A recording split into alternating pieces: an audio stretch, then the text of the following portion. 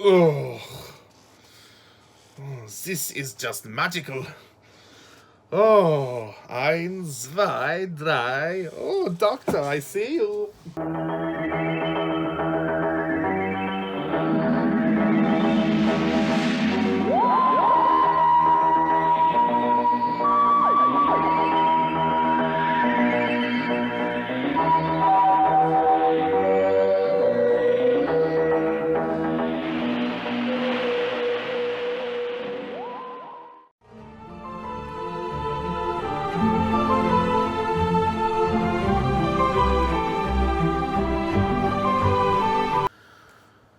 Hello, Whovians, and welcome to my latest Doctor Who review, where today I review The Shitmare of Eden.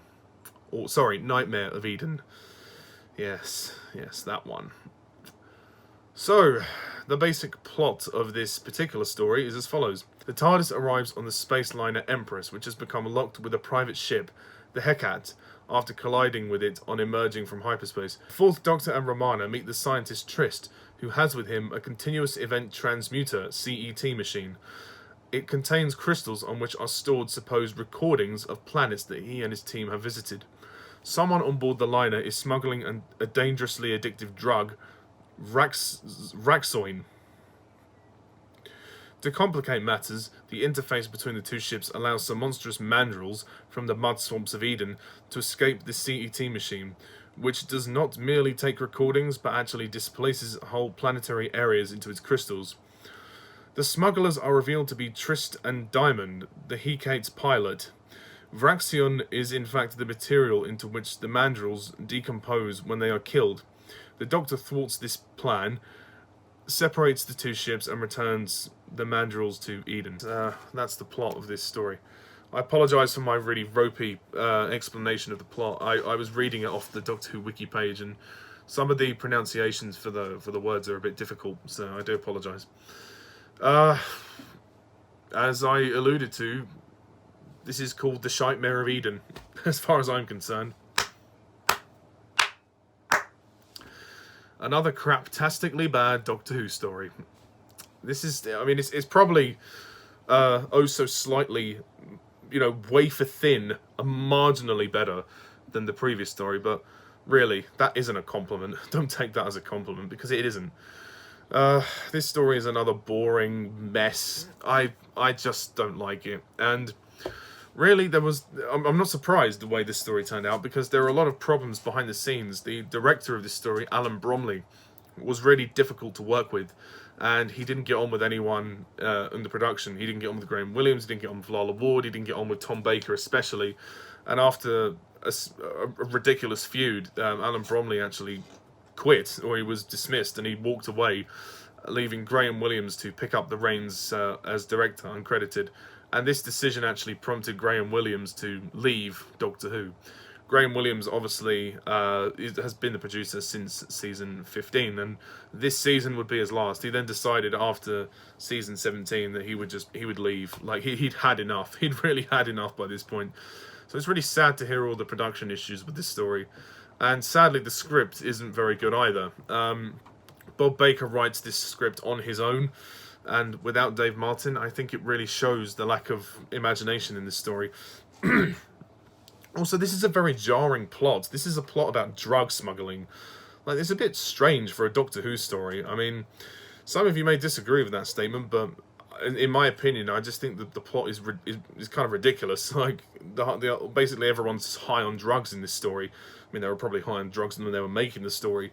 The biggest issue I have with this story is the tonal whiplash. Basically, the tone of this story is very confused.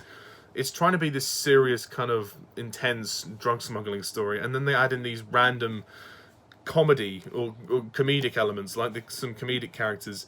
There is this. There are these two policemen that come in, these space policemen. I mean, the way they're dressed, they look like fucking strippers. They really do.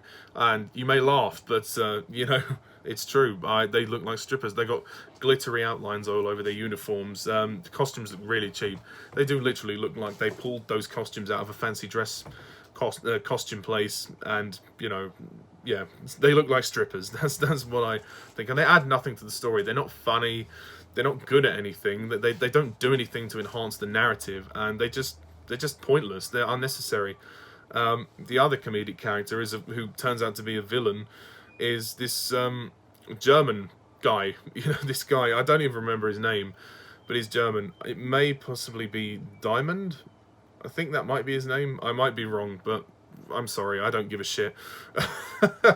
There's this guy, I mean, he puts on this German accent for some reason. I don't know why. I don't know whether it's meant to be funny or whatnot, or whether that the character is from Germany, but it's never really clear why he has the German accent. But the German accent is awful. I mean, he kind of slips like into Cockney and stuff, and it really just, I mean, it starts out okay, and then after a while it really slips. But his accent is really bad. It's laughably bad.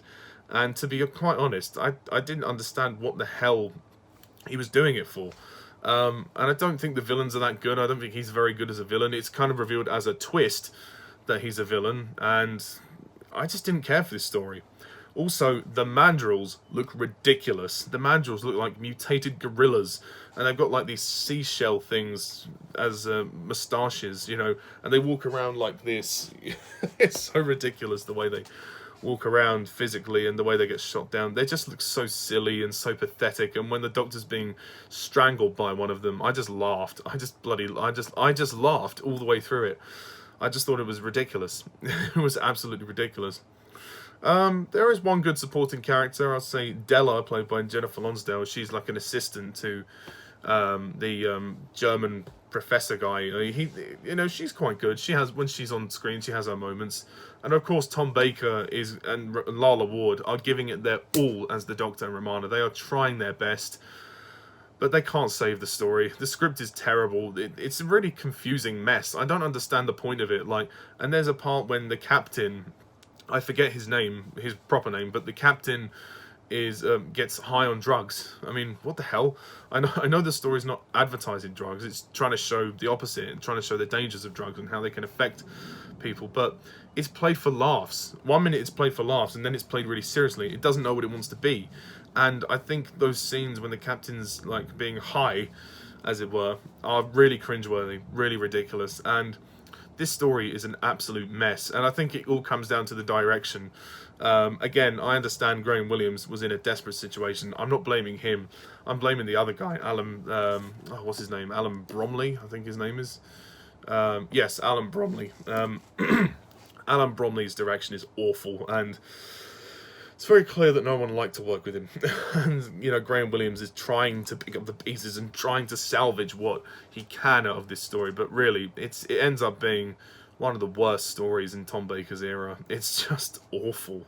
It's really awful. It's not quite as slow as The Creature from the Shit, as I like to call it, or Creature from the Pit, but it's still very bad, and it's still kind of dull. I'll give the credit to the production design. The sets look really good. The sets on the spaceship look really well done, and some of the model work is nice, but that can't save the story. And I mean, I do like the concept of the CET machine and how it's showing these projections, and you can like step inside the projections, and the first of which they go into this sort of forest-looking environment of Eden, which is nice.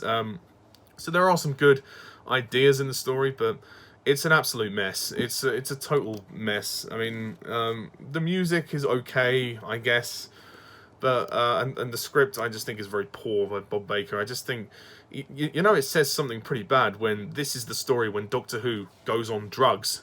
Literally, this is the story when Doctor Who goes on drugs.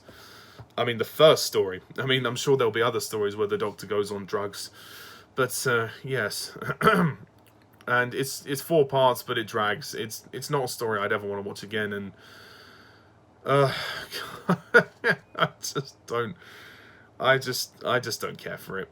I just don't care for it, and it's really sad as well that K9 is still not very good. Again, David Brierley, I mean, he's trying his best, but he's doing an impression of John Leeson, and it still isn't working. So I don't think K9 really needed to be in this story. You could have cut K9 out. It wouldn't. I mean, then again, it wouldn't have made a shell of a difference whether K9 was in it or not. But yeah, as far as I'm concerned, this story sucks, and for that reason, I'm going to give it a 4 out of 10.